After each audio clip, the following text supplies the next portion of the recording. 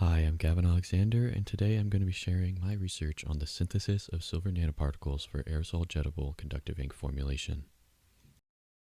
Conductive inks are used primarily in the additive manufacturing industry. Additive manufacturing is the inverse of subtractive manufacturing, which takes a block of bulk material and removes the excess by CNC or chemical etching to create a final product.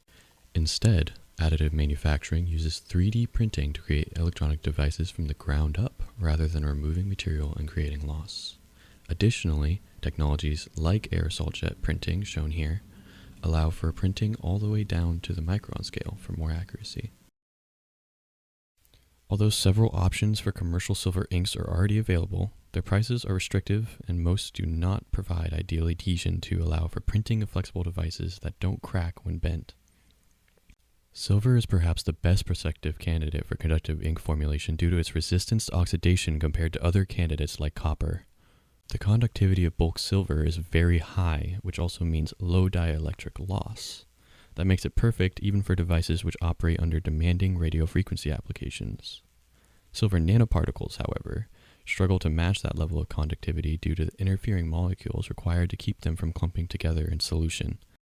An ideal balance, then, must be found.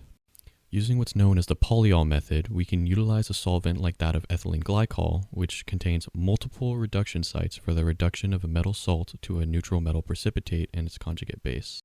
Addition of a capping molecule, like PVP, allows the complexation of the desired metal precipitate to ensure that nanoparticles will form without attaching to other nanoparticles. All in all, the polyol method is attractive for additive manufacturing since it utilizes readily available reactants and it can be performed without a clean room.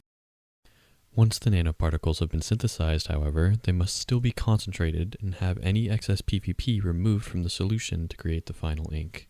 By combining the ethylene glycol nanoparticle solution with a solvent compatible with PVP, like ethanol, the particles can simultaneously be cleaned of excess PVP and concentrated once the supernatant has been removed following the centrifugation step.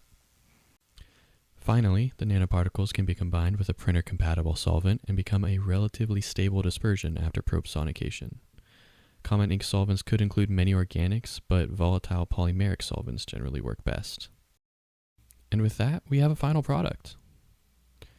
The ink used to create this sample is relatively stable at room temperature and can last even longer when stored in the freezer.